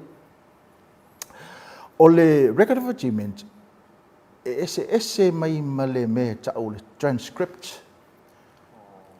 le qualification transcript ai lo mai lo qualification transcript ia po tu spas man tu foi la mai lo tu spasi ana fa pe mai o le tu spasi le wa tu inatu ia ai o le ngol tu spasi le ngol po kalame fa te inga certificate to in plumbing man tu la tu mo certificate to le o le plumbing is a fale fai nga wenga je dois tourner le certificate to mele te la tu nga le certificate dal mele ele te le se fa matalanga o e latu ma oe I lo certificate to le e winga I lo poto ma lo wata mai le o e au si o au menda o ina tonu lo certificate e le lo e le pawal mea wa e mau certificate to pitai o lau record of achievement le pa fa pe lo wai to tonu lo record of achievement life matala ili mai to tonu I lo record of achievement tainga le lisi o lesi au po kalame lo au si ma wai lo fa ilonga certificate to in plumbing on na lisi mai lo le la loa of NCSs o mata upu NCSs le o e au sia I mantuana o NCSs nei o le vatua I skills o le atamai ma le poto lai to tonu me po skills and knowledge lo no wing a fai o tanto fainga wenga o lo te mana o stanga te palama ia o le palama le te mana o le palama le leila na to fali ya pe ni o le kau fa e ka ko construction ma tatou palama po ia ko fa okay le sima ka yo ia wa tu nei la le palama lona le certificate 3 le palama la tu o te ele o ta ua mai I pele leina na tu fali ai ala tu la mala na aro e le fa matala tu NCS kasi lua koru o NCS ye olo o ia tonu le poto ma le tamai I le tonga le fale mana I loa uma me kau la fale o ngofa pe okay o tangata tonu ale utai mana o I'm fine o pikia ma le tangata o certificate for ai le loa ko le fale si ole mena ta ua ai le record of achievement so ele ngata la in ta ua mo le tangata whainga luenga ai ta ua foi mo tatou providers But so nearly tangata whatatinga ka kalmoa al palama certificate let's say certificate 2 in plumbing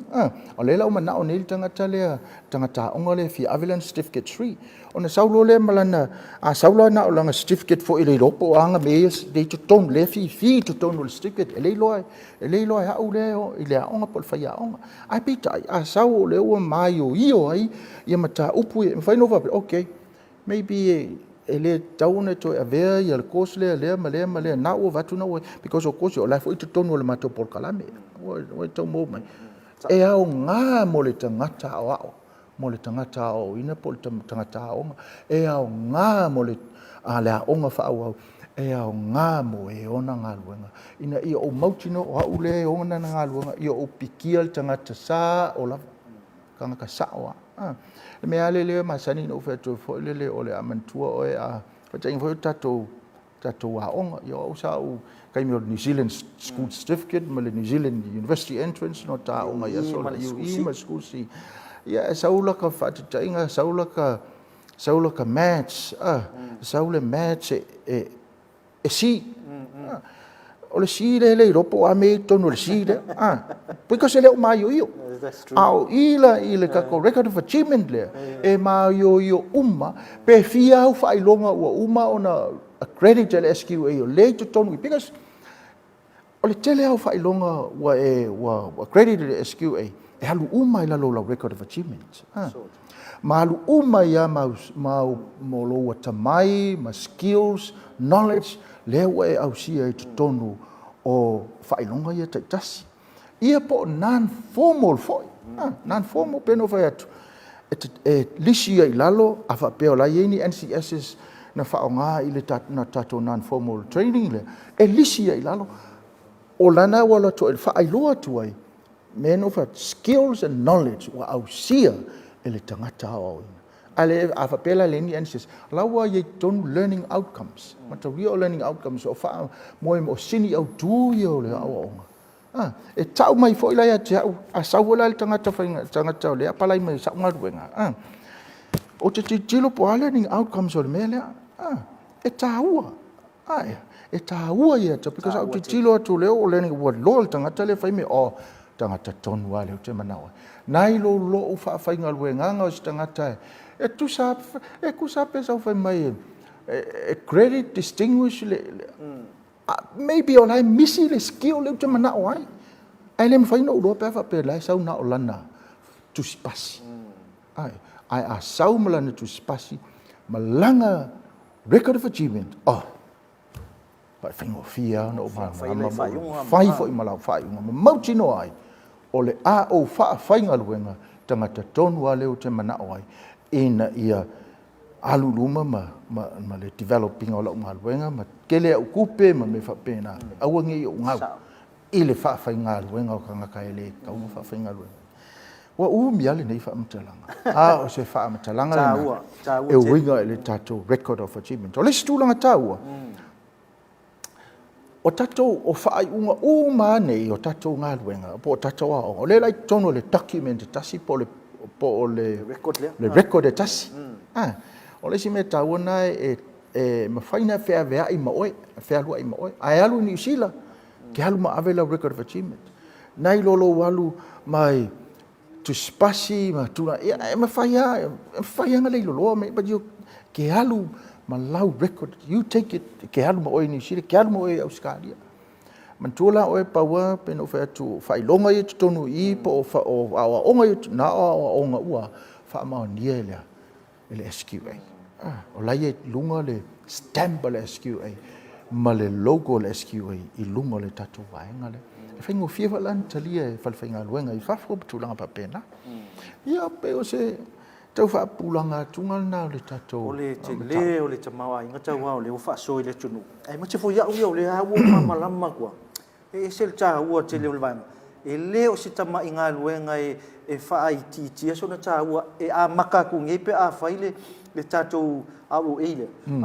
E o ai le ke lope ke o le alavala o le tua soifua. A le alamu ua mau wha mau. E alua lua fo se ka mai ki ma se o walwe mai ia le koto ka male se kau kilo ile. Ile menga ho e longa soifua e se le tā ua. Au te langona fo e le wha e se le finangalo le atunu.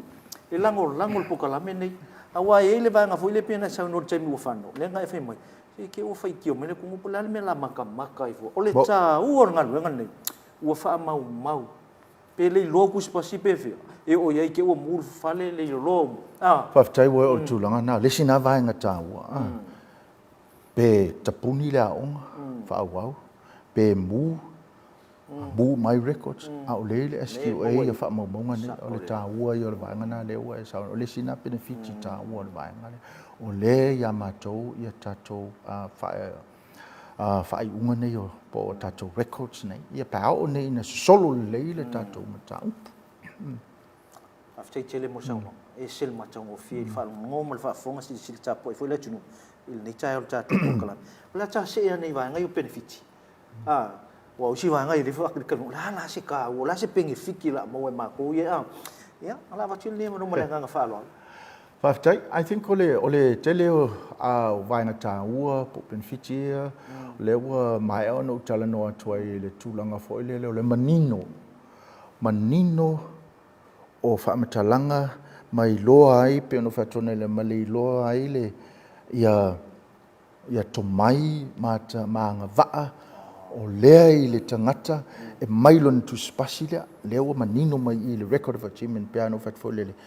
ele ngata ina lisi lalo le ngoa o le whailonga ai lisi uma i lalo ia kako NCSs po kako standards ia i lalo le record of achievement i mantua fo lai o menga piano fat o national competency standards o la fi to tonu skills ia to mai manga va o mea ua ausia mai loa le tamatiti ona fai o le benefiti po le vaenga taua na ina ia sa o le fai unga le tangata o le la fai le fai unga i le recruitment and selection fatita inga ia telefona talno atu le lai tulanga o le aonga ia le sina benefiti o le tulanga pelona sa no ia mu le fale a onga tapuni la onga because tapuni lo le onga ia o no winga o fanya tanto e mai tato fa mo bonga mu le onga o no mu ma tuai pe ta fea e nei vai temi tu langa fa pena o le ta ua le na o le si benefit ma faina fe alwa i ma oi faina fe alwa i ma oi faina alu mo oi New Zealand faina na alu mo oi Australia o feme ta ngai ai faina alu mo oi Ilesia o nga whaawau, whaina e alu mo e so e ilau ngā luenga ma tūlanga whapena. O le benefiti leo te le ita ua ina mantua fo ina uwhai atu i le tātala noanga le RCC. O le record of achievement, o lesi lea pine wha mau o lau ausia o ni to mai e wha ngā i lau RCC assessment. E ma whaina e latu ma lau record of achievement lea o se vaenga o mea sa autala noa o evidence po pine wha mau, po pine ia e tau atuai wa e loa o na whai mea ia. Pea whatita inga wa lea watu ilalo ia learning outcomes o le aonga whaua, po le aonga puu lea, po le non-formal training lea. And maybe o learning outcomes ia tonu i o le aonga puu lea, po le non-formal training lea. E linka ngai NCSs, o le kosa le te mena a te alu ia. Ia o pine na e tau mai ei o lea ua e loa whaile mea lea le standard le i lea le whailonga le te mena e pesu ia a pefo no tali no atu le te mele RCC a whaile e le whaamalia ina le loto o le RCC assessor ia ona tango le whaisina te mai assessment e fua i mea ia ina ia mautino ua i loa le lei lava mai loa le tangata onga lea ona whaile me le whanaunonga le i le NCS o le formal qualification le mana o le tangata le pesu. So o le sina vaenga tāua, it can be an evidence o le poto ma le tomai ua ausia e le tangata onga. E whaonga i langa RCC assessment. O le siana vaenga tāua ia. Tāua ma o le benefiti o le vaenga le o le record of achievement. Ia o le sifo i vaenga tāua ia. Mantua fo ia pe lai te New Zealand maybe in the next 10 years, 15 years. O lawa i New Zealand, wa lala i New Zealand. Ia o leo mana o mai nei le falfainga luenga po se a onga leo mana o i records umai o a onga na a onga ai. So e tele alula ia onga ia pe fa onga na onga mau mai utu spasi lea. Ai te sau sao le SQA. Te email sao mai New Zealand ma uskari le SQA. Pau al me mana le SQA. Ia fa mauni o e mo ile ona because e lem faina mato releasing le ROA script. Pe ale fa mauni o oile ona. Pau al me mau te mana o mia ia fa mauni o ele. Na mato la fola ia. Vai le popo. O le benefit. Nai lo le wala au le ton pasco. Wala au mai lau mua puna oa. Wala au mai le NUS fa mo mo se mai anana e wala au mai e emaili mai le SQA fa mau nia le SQA o ele mo ia le onga mele a le o se mea le o se ROA stanga talai teita ia ina ia e roma so e vale ia i me ia tauna matu fa mau tino ia fai le lipoki la foi fafo fai ngo fie maybe less than a week ia o mau el tanga talai fafo langa ROA langa record of achievement Ia ua lamang fai ta po kalam chawa nga mai o sau nga fa mule la vai vanga le ua fa malo sia ko nga le vaku me ua fa malo sia makanga ruenga ua fa malo sia le skepu nga ia fai wa le ua mai nei fina ngalo le tunu ngolo yo mai se cerca o le mo nga fa mo ngai na se sau no nga ia vai nga fai o ta po kalam Whaftaile o whionga mutpola o le UFC tonu mai le swainga le la I think kua tate o iai. O whelau o iai ia kako ngalue inga o le kako ROA le. E o le taimi nei, o le fisiri pe u whaamarosia o le tali le vaenga le na ia. Nei te ipe o te umalosi te le upu whaamarosia. Ai o laua i tu tonu o matou whainga whaavai a le SQA. Ia mo tonu fo i o mato regulations. O ina ia o atato a onga whaau au uma. E te tau ona operate, te tau ona whaanga yoi le ROA, Record of Achievement. La fo laua mai o ai ia matafa yoi a onga whaau au, ma matafa yoi le SQA. Mo le whata mo enga o le tato por karame le nei. O le taimilani nei, o le ua pilot, ua whaataitai le tātou polkalame. O le fo ila ie le tātou universite a wao Samoa i le kako pilot le nā. O lau whanga solo. O le ua ave, e se fulu tātou a onga wha wau lau ave iei, e ono tātou a onga formal providers, makako non-formal providers, e wha. Ua umana o ao tātou whaia ia o onga mo tātou providers na o lala ua ave ia i tua tātou forms ia peno whatu. E au mai ai wha amatalanga mai i lātou. So lona winga, o leo a mata i se tūlanga whaataitanga le tātou polkalame. A umaloa ua umal whaataitainga le. Ntoi tilo le poani se me toi whalele ia. Ia ma toi teu le tātou policy lea. Ia ma tātou taiala. Ia ona haluro le i le tunuu atoa le tātou polkalame le. Ia peo se vaenga na le ua ia le tātou tamu whainga le nei vai taimi. Ia, tā ua teli, o lo uala ngona le tā o lau whaasoa i le tunu, ma le whaafonga tā pua i mali se sila le tunu. Ia o se leo fo i lungo le kākua o nganga. Ma le la ia, e tā ua fo, i koe whaau peo nei, au nanga ma le whaalau i loa, wasi le fia le tātou o tunu. Ia, ona teimi o tā polkalame. Ia, mai ia sau noanga muli. Ia, ona ta se to ile mo isi vai ngol por kala men le fu taia ia fa tailo fionga mut pola pa al meo le fa te lava ile pulenga le tatu TV nei le pulenga fo i le universite ao le fio le VC po le presidente o le foi o le universite au mal pulenga atoa pulenga full TV mo le mo le ia vano taua tatou te feilo ai ma le nei ia ala ata taua si le fia i le tunu atoa ia tatou fufuanga foi le ngata fufuanga le universite au ia na ia matou foi tamai fufuanga ia mo le matou foi tamu fai mai le lapitola au le tatafa tolu le tatou nanga o le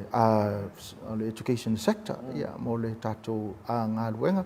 ma tatou matawhai o mo le atina ina o le tatou o tunu ia le o whaafonga mai whai o whaafonga mai tatou providers po ai lava ia le whaatau o whai o le vaenga ia ma ia i lava nisi fasili ia whai lava o na sumai pe valau mai foi i le matou matanga luenga ina ia toe watu sesi whaamatalaga tau whaalau tere le titi ia le tatou matau po e moli atu le whaafetai ia peo sina tala le ma le nganga whaaloalo a foi se whaupunga ma se whaamatalaga ua paupapa lau tau whaafonga ia matua atu ina whaamangalo mai se leo ia ma le nganga whaafetai ma le whaaloalo ia moli le whaafetai tele o le tatou pokalame o le Maleifua Mai ia i lau whionga taua ia mo le whaasoa fo nei tai wal whaafonga tapo i mai esi o tatou o tinu mo se sia vano lumanai atou wheloi pe ai mon via whai vol nei aso malengang whaaloalo ia o le au tūna o pokalame nei tai au sa mo man whaafonga mai i le whionga ia matau tia tau wā mo lia ia i le nei fo i vaenga o tatou pokalame mai manatu o le lavo mo se ai o nei tai au wal whaasoa atu al vaenga le SQA i le whio mai o le whionga tau wā o le sui of Sicily ia o le vaenga foi o whailonga ma tuis pasitau o loa le tunu tonu ia o le asistai me mo le whionga tau wa whaasoa foi e winga lava le tatou vaenga tau o nei o le au e le u whaasoa i nei tai au ia sa mo manuia te whaasau sango nei tai au o le tatou mapu atu sina malo longa pupu o le tatou pokalame ia o na toi taliu mai lea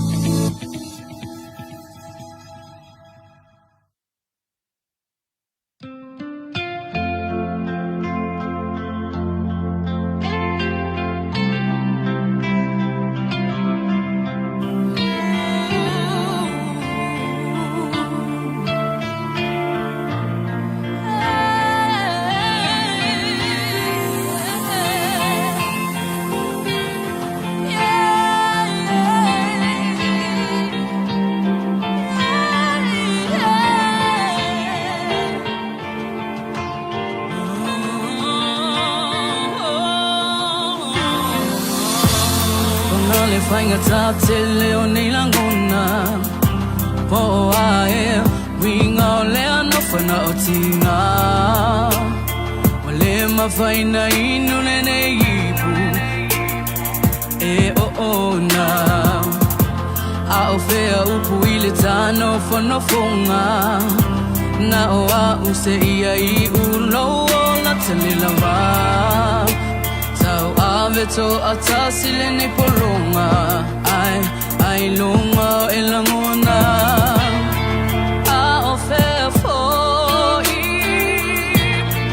sala no anga ile telefoni wana ola molotofi ole sa ofe ngai gato oti ia fama me umane fe alofoni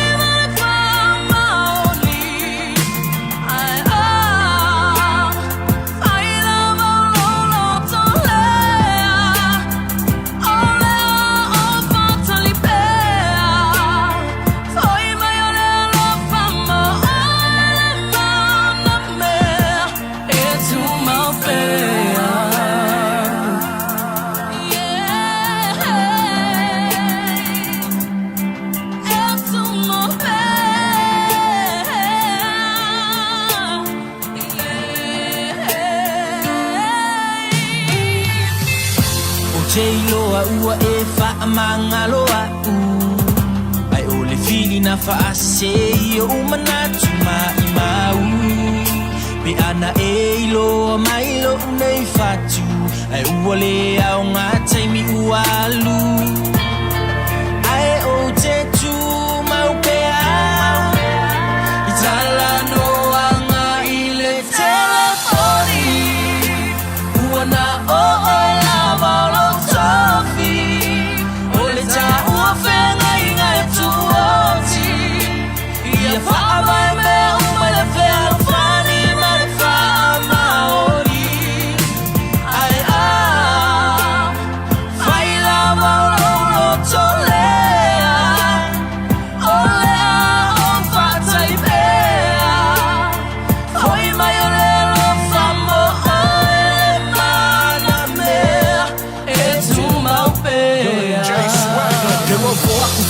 Kalava o ai o peo se ia o fola si malai Mai maule mafu kangala kala sa ola Por fakur hangkari e ua masa e sai Au ke manga ola se koe fafo i kai miko a in lava i de kamoreaka E no moko si o kalima la moko koe pa ia i si o kamaka E le ai fo se kau kai maka parapalasu Ngai akwa bea aku i riu ore wa Se ia le lau amangu e anu E se koe kanga i er wha muri o aku Wangi lampe wha mangano a E kongu lampar kanga kayonga mangaku E whai mai ore Bea, ai le bea rofu E ola bea peo le maa Ai o te tu mau bea I tala no anga i le telefoni Uana o la valo tofi O le ta ua whenga i ngai tu oti Ia wha mai me uma le whea rufani me le wha maoli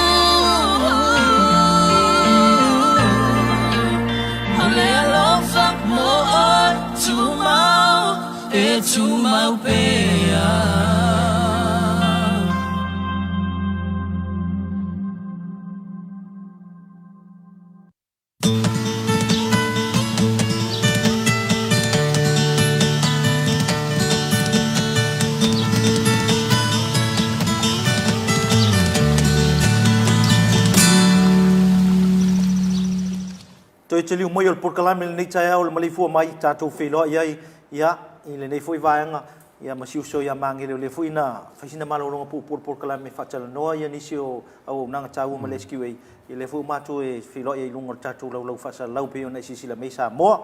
nei vaenga tāua o le ngā muni minga e lo whaangari mo le porkalame Sa leia wa velu whatata noanga mai na whiunga e taua o tele mei o tātou lo whaanga mo le tātou porkalame nei tae au le whata lo whatoi ma mori atai fwoi alo whaanga le tātou porkalame ia Jacob Lengwai o Mercy Gray Elisa Purelua se manu tia taua vai tau fua ia ma le whiunga ia John malai o le vavau Peterson Malai Vava Peterson leo olo mamoli me mala to la faanga i lunga tata upenga ta fai langi leo o le Facebook o le fionga le ya John malai de Vava o melon facility e fia mala mai i le tata pokalame le fedaso nei o le tata culture day o facility me o vai fo pe e tato taula se o fa peona fio mai fa tino i le tata i le fo ese pe se me fa pena mo pola After Chile, Malay Vau, if we was usually a job. Yeah, Mayala, I fatalo for Pocala, Mama, Salea, usually was Tamali for Tato what you know. Yeah, or you for a young Pocalam Fapjoy Kako YouTube. Yeah, I stand at a four Mailana Lango Pocalam and Maleifua Mai Malola. I also for Maria. John in name ang altaya manifesting here for your tattoo pokalame pe aso lengan o le aso nei o le ilungal pokalame o vai fo lo luinga ta o lo vai fo lo no inga chau nei chau la sia le makele yo aku le sa ai ka kau ngai se chau la sia na fa ma ni no ina le fai ngole vai fo sa mo ma le vai fo sa mo ai yo la ta ita ia fa tuanga li pokala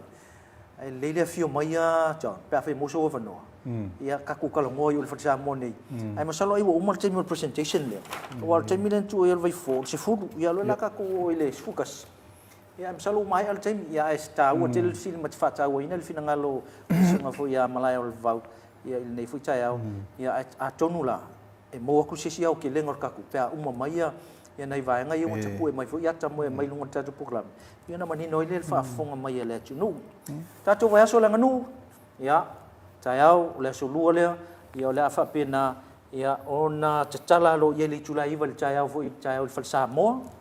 ia ona so ile mal sa unoanga foi ase tasio fa ang si ni ton for sa fa inga o le fatu funganga por faculty of arts o le faculty of arts o la to waso le taiao ia fa tasi mal lai por punao a la mo punao ile aso taiao liva a umala yon sa unole o la fa tele fo alunga taupi ia ile vaenga male au tu tono le aso fa pito taiao ile la to foi ia lo o fatu funganga por faculty of arts ia ona so ile maleata e faalia i ol toi tepa i tua. Ele ata ti fanga fo i pol documentary. Ia pole ata video e faali tai au i leitu la e se fulu i tai au. O le toe fai mai le utala o toi tepa le tua lo mui. O le koe kepa i kua i ku manga ngua sa mo. Ia so ia. E la toi famanatu mai tai au.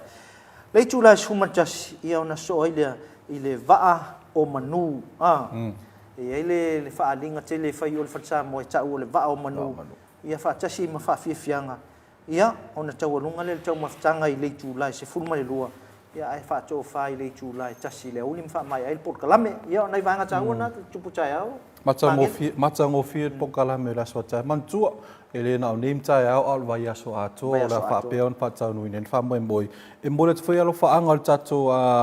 por kalame ye fo i ro masanyo na ko meni mai lava ma mai la to fa ma lo si au tu mai lo lato lango i comment i lunga tatu Facebook page o e foi lo mai mo mai ma lo share ingal ka ko live por tatu pokalami le watu il fa tai mat fa ma lo tatu pokalami lo to lango sua mai Paula val me i se aunga i se aunga o mat sa fa ya tu luma i luma to afionga alo fatu po kalame mo na yo matu ai nga uma ya tunu fafo ni sila Australia wa yo lo mo ya tatu afso ta inga lunga le WhatsApp ya me se fu inai wo ia i tonu fo yo o tonu nei ia lo mo ia tatu lo faanga ia i lunga le tatu por kalame ya so uma ia o wala au mai WhatsApp mai ia le foi live Facebook mai wala ngai ia tanga te fi Facebook e tanga te fi le YouTube e tanga te fi WhatsApp o to te lala na yo matu tau ainga ia o lo mai la tu lo fa manai wo i lunga o tatu por kalame nei ia pe yo nei vai ngai o le masina nei le la tatu fale to ia setema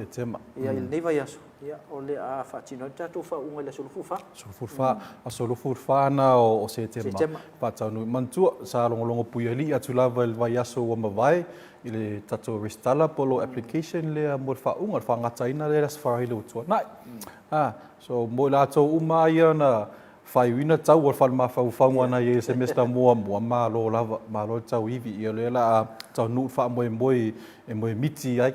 pe ole fa tumtumunga le o fa unga onga o lo walu le te savali lunga e au mai lo tu spasi a lo tapua ia tu ia o matua ma ainga ma wo mo le mento tele o fa fta ia la tonta sila tatu pokala mi fole ngadu le sa ia o le au ma le na fa o mai ia to tele la tonu mai moi nei fole pokala me o le roi pokala melna ia wa fa la wiloa ia le au nanga ia male to mai o ina o alom fa na ule tunu se o lava in fa ulu in tanga luenga au len tala tatu minsta le fionga ia se ula yo nei le sa ia o mai foi la ngona le tunu ise fa ise mai foi le va ngai le na pokiki e o mai tala no mai fa tuai nei alom fa na e mai se ka ku o va ka ku la fu le wa onga ia por tau tonga onga ia len sa no el minsta ise manga yo le lu i vol sa no ngale le minsta ia yo el tau le na matcha mai le no a le lavo fa e ina like tonu no le tau tu ia ai mai se fo le si va nga tau pe ona mai sa no ngale le minsta e au ngā i o lo ngofo i kore ngu, e ki lo kongo apo fia kongo le whale ngofo i lo tama, i le nu, i o ngai e o la ngā o ngā, alu kongo le ngu, e kilo kongo, le mea ngā ngofo i siong kama, i le pou o le nu, le whai ilfono, i o ngā fo i lai loa, i le mea no fo i lon tama, ia ma taku ai ngā whamkalanga i sau no i keimi o wasonga fua le nu, po fontanga fo i al nu, ta ua i o le porkalame lea, to e tutau mai fo i, o leo sa fo i ni maso nei, la tu ava tu e fo le porkalame lea, ia warsi le fia le tātou atu nu. Nisi vaenga tā ua lo tupu le universite, wa ai lau pili a onga, fiso tai mali tātou fiso tupe, fai sef tuna inga, ia war tungtung ina o tātou pili a onga. So e whamanatu atu i mātu, e me se whawhonga me o tātou a inga ma wō, o le vai aso nei, o le mid-semester break, o le mid-semester break, e le o iai ni wasenga le tātou universite o whaia. I te o whaapea atu lo walo, oi mam, dad, leiro wasenga rai whai, me se kās whukaranga, a manatu atu o tātou mātua. Sei wanga nā ai, o iei se fufuanga se wasenga po se whaia onga, e whaapea ona su mai lo walo, i tono tātou laumua nepo, tātou campus, e whamanatu atu, le tātou wasenga, nā tātou whaamoe le, whaatino ina tātou Culture Week. Ia o le whaiunga o le porkalame nei tai au, whaftai e isi o uso ia Darren, ia i le mafo i wa alua tu tātou ngā luanga o le nei tai au, te le foi pūlo o le sunga i le li whai aonga, ia te le foi lon pisi, ia ua mai foi lea o unanga i lon tau au e so soani mai ai, i tau whenina o tātou TV, ia, malo Darren, whaftai te le foi mo le sao le nei tai au, ia nisi foi whasolonga o porkalame le nei vai aso, ia ngā le foi le tuai fufuang whai u foi le nei aso, e mwisha le ke alu e kapenga lo lau vaenga foi le aso le ngangu, ai lava. Ia, o nei vaenga nā le nei tai au, i sisi vaenga muli muti fisau no ia. Ia, o le whaiunga fōle nā tātou porkalame, manuia tele i ngā ruenga mawhai vo le tunu, manuia whasau ngol nei aso tātou wheloa ia i le aso a tai au, i le taimi lava le nei le iwa i le sifu matasi, so i fua, mai manuia le nei aso. So i fua.